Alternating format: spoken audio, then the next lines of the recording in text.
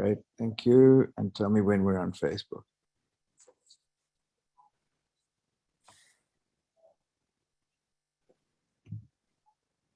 Well, this is saying continue as Michael.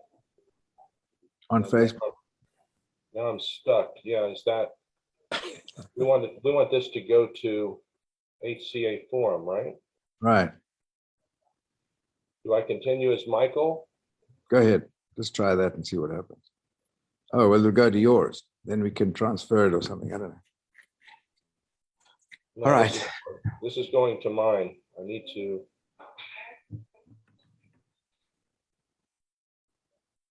So good morning, everybody. It is Friday again. And as usual, Friday, March the 11th in this case. And I'm very excited because we've got our usual Friday call. And I'm always honored that everybody gets on the call because the more attendees we have on these calls, the more we feel it's worthwhile to impart whatever we have, but we always want to make it interactive. That would be the ideal, when people actually can comment and participate. So, of course, the slaughterhouse of failure is not in our destiny. We will persevere until we succeed. That's Edmundino, a little modified. So, we are always busy recruiting, and we're recruiting healthcare professionals, and we're recruiting doctors, and we're recruiting, people that we think are influencers in the healthcare industry. Well, we also omit sometimes to really know that the entrepreneur is someone that could be a very, very worthwhile element to our business, component to our business. And an entrepreneur is somebody who has a vision, who sees something, and then believes in him or herself very strongly and goes forward with that mission, with that goal, with those ideals of wanting to succeed in whatever they choose. Elon Musk, for example, he said that for him, when they asked him what made him tick, he said, well, I looked into the future and I just saw nothing.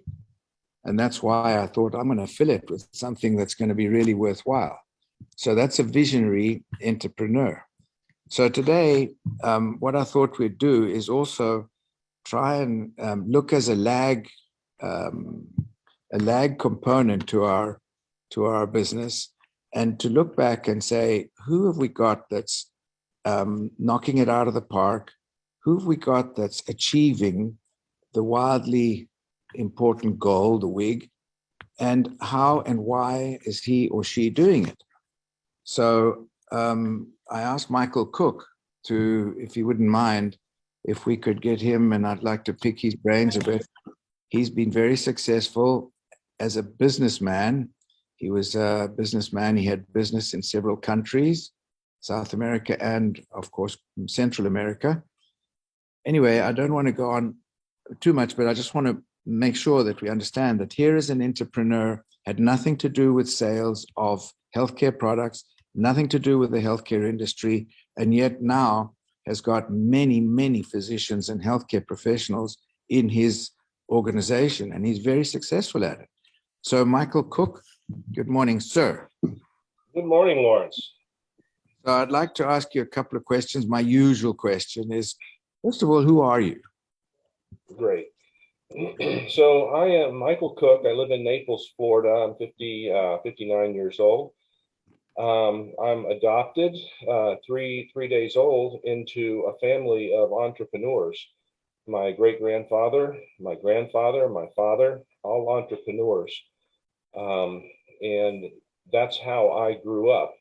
My father owned different businesses, and it allowed him to pursue his dreams of being a golf professional.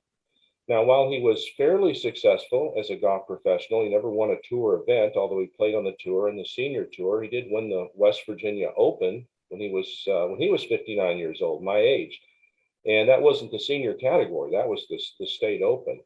But what I saw growing up is that being an entrepreneur, it allows you to be in charge of your life and gives you the ability to somewhat control your destiny. I'm married. I've got 3 children from a previous marriage. My current wife is from Costa Rica. We've been married 6.5 years. I met her actually while I was doing this business. So that's a little bit about who I am. Well, so the first part is evident, an entrepreneur. But then as a person, who are you? Are you a dreamer? Are you a kind of left brain person, right brain person? Are you a social person? Are you an introvert? Who are you? Sure, I'm definitely a right-brained person. And I am social. I'm not extremely extroverted, nor am I introverted. But have become a little more extroverted in my later years. I enjoy doing what I'm doing, and that's important. This is what the work that I do is very fulfilling. It's helping other people while I'm helping myself and my family. I enjoy outdoor activities. I used to do a lot of hunting and fishing. Now a little bit of less of that, but a little more fishing. Playing golf, of course, when I have the time. I second degree black belt in martial arts. I enjoy reading, listening to music. Pink Floyd's my favorite band, and it's because David Gilmour's the guitarist. So martial arts, this is something that is very key because martial arts requires discipline. So would you say you're a disciplined person because of martial arts, or are you a disciplined person because of how you were brought up? What made you become disciplined in what you do? I'm not, I don't know if I can nail that down to any one thing, but I am very organized. I like things to be where they should be. That's discipline. I don't know if the discipline carried over into the martial arts or if the martial arts enhanced the discipline. I went to a military academy in high school for 3.5 years in Gainesville, Georgia. It was an all boys academy. My father went there. He graduated in 1943, and I followed suit. So I'm sure that I learned quite a bit of discipline there, whether I liked it or not. It was very difficult. The first year I entered in January. I wanted nothing to do with it after 3 weeks.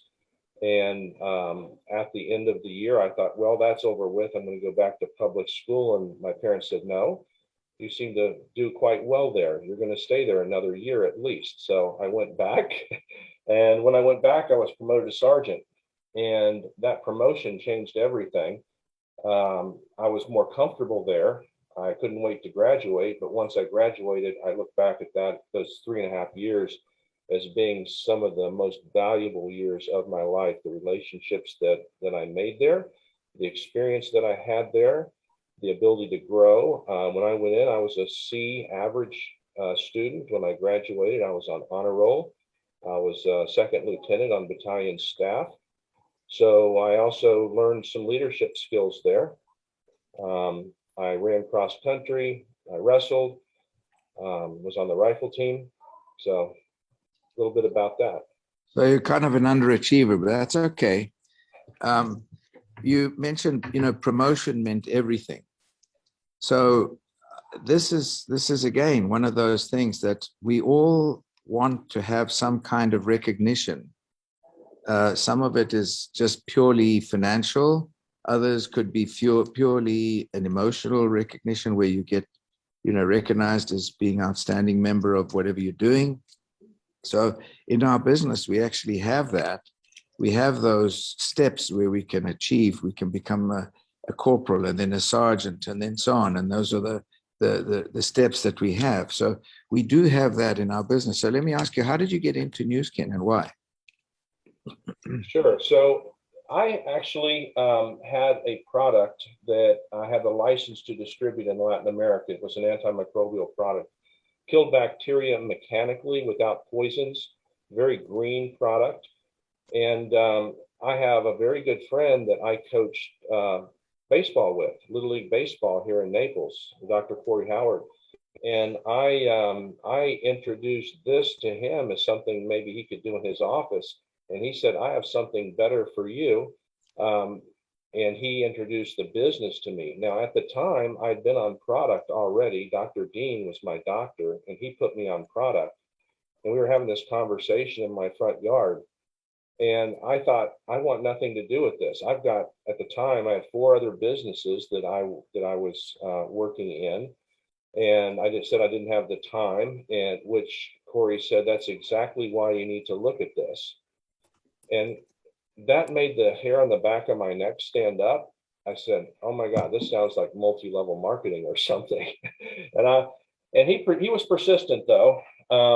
And after a little while, he invited me to lunch up at Bricktops here in Naples, and I wasn't going to refuse that. So I went to lunch with him, and afterwards we went back to his office, and he showed me the business, which I really at that point didn't have much interest in because I didn't have time. He was right about that. I was pursuing too many things, and 3 kids. I was in the Rotary Club. That took up a lot of my time as well, coaching Little League Baseball, coaching junior golf, active. So, I just in one ear out the other, and I value Corey as a friend, and that's why I was there. So that's how you were initially. And then what triggered you to actually engage and get involved? And Sure. So I was, the company in Costa Rica was using our product. It was called Synmicrobios, without microbes, basically. And we had a distributor in Costa Rica, fantastic distributor, actually. They make all their own green products down there. They were the first in the country to win the Carbon Neutral Award. And they couldn't make this product themselves, so they had to get it patented. They flew me down to be at a health fair. They were trying to get it into the hospital. Please enter your 6-digit conference code. And I went down. Welcome to free conference calling. We will now connect you to your call. Line muted. The 20 minutes before a meal is optimum, but if you're not able to do that, do take them with your meal. Okay. So they took me down there to present at this conference, and at the end of the day, I just took a break and walked around, and I was kind of bored. I got a Diet Coke, which I don't drink sodas anymore, but I was walking past an anti-aging clinic, and Dr. Lizano, many of you have met, was standing there. And I just went over and I just introduced myself, and I said, I'm curious, are you at all interested in pharmaceutical grade supplements or nutraceuticals? And his response was surprising. I mean, the expression on his face changed, and I didn't realize at the time how bad the supplement industry was. And he pointed down the aisle. There was a GNC booth, and he said, please tell me you've got something better than this crap that I can trust to my patients. And those of you that know Arturo know that his English is very good. He didn't say crap. So that's how I realized that this business had something to it. I couldn't answer his questions. I got his email address, and I came back to Naples, and Dr. Howard sat down with me and composed an email with me. I sent it to Arturo. And after a little while of exchanging emails, while I was learning about the science, because he was very persistent about that, very stubborn, which is okay. That's how I learned about the quality that goes into our products in the scanner. He ended up getting a scanner. And at that point, I started to look at this a little more seriously and attempted to understand the compensation plan, because it's much different than regular business. so you started with that, and then you started to work in the business. And did you have any, was your wife delighted about it from the beginning, or how did that go? Sure. No, not so much. And you know, Sylvia. Well, at the time when I was first started working a little bit with the business, my ex-wife was, you know, that kind of put the final nail in the coffin of our divorce. We haven't been getting along for years, but you know, she was very negative and didn't believe in anything that I was doing actually. And ended up getting divorced, and I met Sylvia, and Sylvia watched what I was doing, and I was struggling in the beginning, right? Like many people do. And it took a little while to bring her around, because she'd heard, you know, down in Costa Rica or other countries, the multi-level industry does not in general have a good reputation, because there are a lot of bad companies out there. You know, make no mistake about it. I mean, you told me the statistic once, I don't remember it, about how many MLMs fail. They're not publicly traded, they're not secure. That doesn't mean there's a fault to the business model. It means there's a fault to the way that they are run. So she didn't really believe in what you were doing with this business either. No, she poo-pooed it. She poo-pooed it in the beginning. But you know, Lawrence, it comes back to my background that when growing up, understanding business, there's a difference between being rich and being wealthy. And I understood that difference.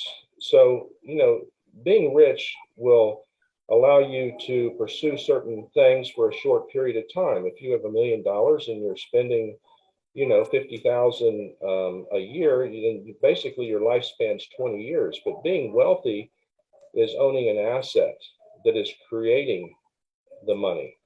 And that's what we have here. There's a big difference between being rich and being wealthy. And most people do not understand that distinction. And I could see that growing this business will provide an asset that will continue to produce. Unlike some other businesses, and definitely unlike a job. So what I'm trying to get at is that, you know, we all see something as individuals, but sometimes our partners don't readily see what we see. And when they see that we haven't got this same instant financial gratification as a job, then they kind of like, oh yeah, I mean, you've done this for so many weeks or months or whatever, and oh my gosh, you know, not producing much, and so on and so on. So the reason I'm saying that is because I remember with you recently married, and after a few months even, that Sylvia was really not that very happy with what you were achieving.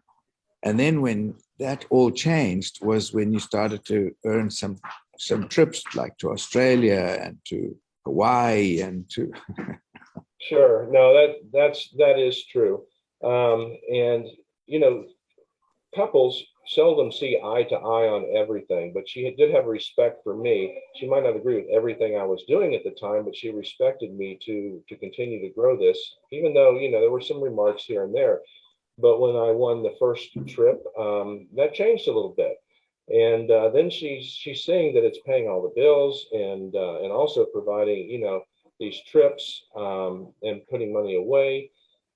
It's not that we can't afford to go on. We go on trips all the time, but it's different when everything is paid for, and you're going to be there with other leaders in what we're doing, at some incredible resorts. We're going to Riviera Maya here in about 6 weeks. Really excited about that.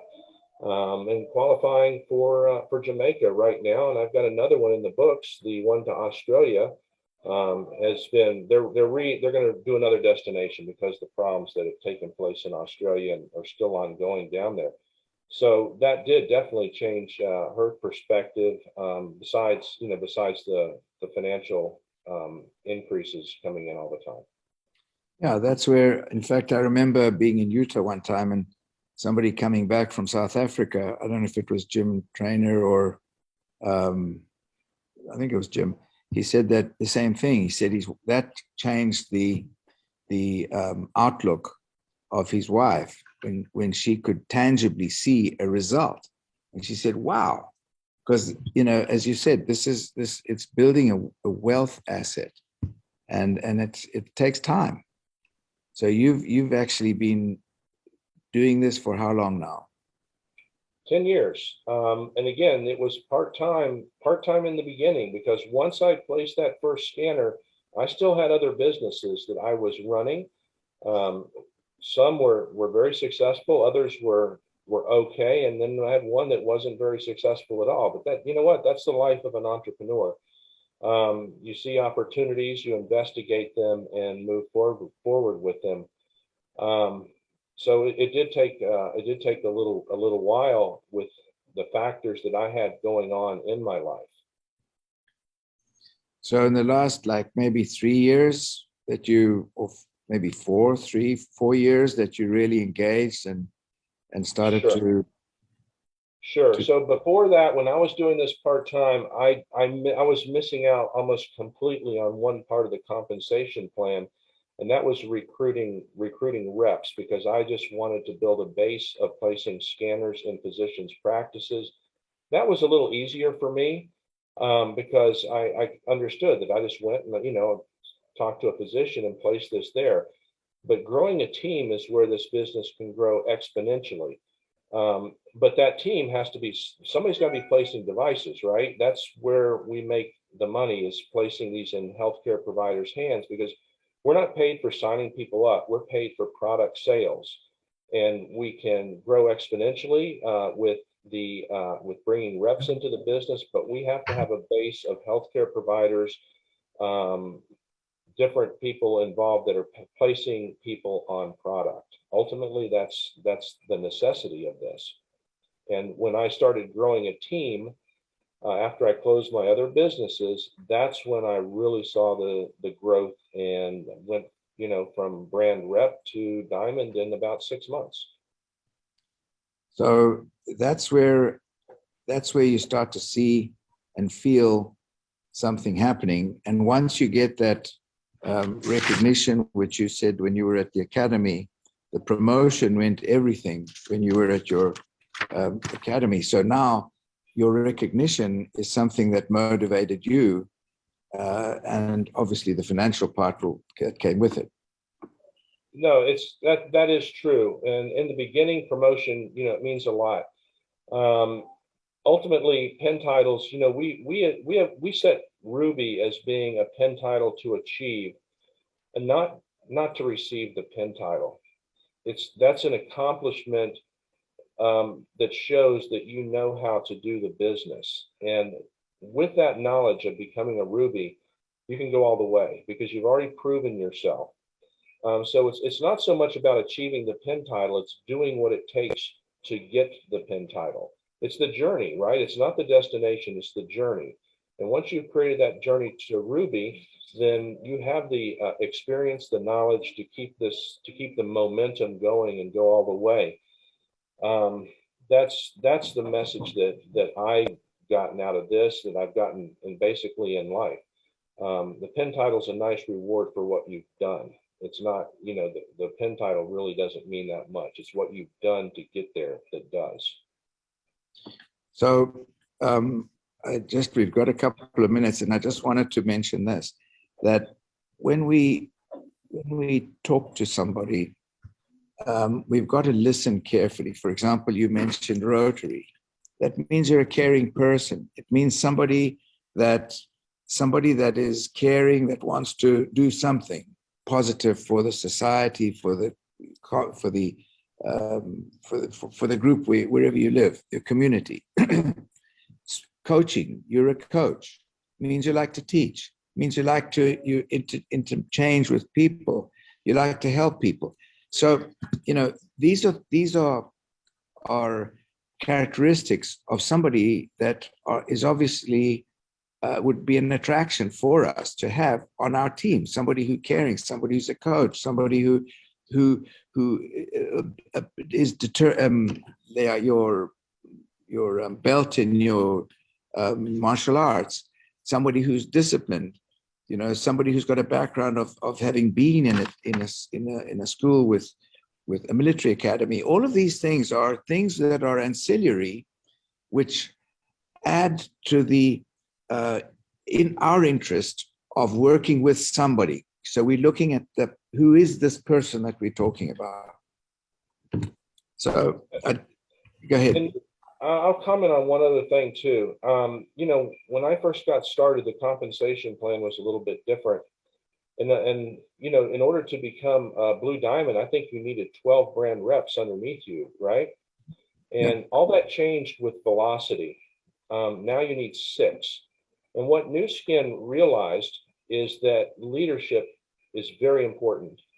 And having 12 brand reps that are doing, the minimum 2,000 points a month, that's not only a struggle, but it's also takes a lot of someone's time to spend with 12 different leaders, maybe leaders. But you narrow that down to 6. Now you're building 6 teams, not trying to build 12, not babysitting one that, just to hang on there or something. You can devote more time to the people that you introduce to this business and teach them how to do this properly, teach the new people under them how to do this properly. And that's quite frankly something that I fell in love with. When Velocity first came out, I was trying to wrap myself around that. It's really not that complicated. You build four teams, 4 brand reps, and if you want to get to the next level, you make one of them very successful. If you want to get to the next level, you make another one successful. And then you can add one more and one more for a total of 6. And if you make 4 of those teams successful, then you become a Blue Diamond, right? It's not that difficult. It gives you better chances, a better opportunity to focus on your team and make them successful. And that's one of the things that I truly love about this. And it's also a way where we can focus on the people that are successful and not try and drag along the people that are not so successful. When there were so many people, you were focusing on the weak ones and you were wasting your time with those, whereas now we can focus on the people that are successful. We've got a minute or so if anybody would like to comment. Michael, thank you for that. If anybody would like to make a comment or ask Michael any questions or anything, please unmute yourself and make a comment, whatever you'd like, please. Yeah, I'd just like to say that Michael has been a great mentor for me, and I appreciate everything he does. Thank you, Chuck. You're welcome. I appreciate it. Well, there's a good testimony. Michael, there's a reason why the leaders of this group asked you to speak on the Ruby plan or how to make it to Ruby at the forums. And, it's interesting that you brought this up towards the end of your interview, because to me, that is strategically one of the most important things to learn as a leader in this business, is that organizational structure and where you can tell your people how to build their teams, build their organizations so that it'll win, Yes. Thanks, Jim. Mike, I have 2 questions. First of all, great interview. Second of all, great haircut. Did you get a balloon with that haircut? Yes, I did. In the shape of a dog. And my second question is, for the new people, what was the one thing that turned the corner for you? For the new people? For the new people listening on this call, what was the one thing that you could tell new people that really turned the corner for your success? It's getting that first success, obviously. Placing that first scanner, in my case, it was with Arturo. It's kind of like playing, as a golf professional when I owned the driving range for 19 years, not a professional golfer, a golf professional. There's a difference. But I would teach golf. And the one thing that would get someone addicted to golf is hitting a good shot. Once you do that, once you have one success, I can do that again, right? So I think that's the one key for everybody. One success is worth so much in this business, and we can go through through the compensation plan and how, how this residual income works. But, once you get one success and you understand that and you start to break it down, yes, I can do this again. And when you do that, you're unstoppable. Good answer. Thank you. Thanks for asking the question, John. Anybody else got any question? Anybody else want to make a comment? Nobody? Okay. Well, This was great. Great call. Thank you. thanks everybody for being on the call. Have a good weekend. Blessings and go get it. It's March. Everything's possible. Lawrence Thank- and Mike, thank you for your insights. Thank you, Thank Jeff. for being on the call. Thanks, everybody. Thank you very much, Michael. Thanks, Lawrence. Have a great weekend, guys. Yep. Have a Hey, good gals. Thanks, everyone. Bye-bye. Thank you.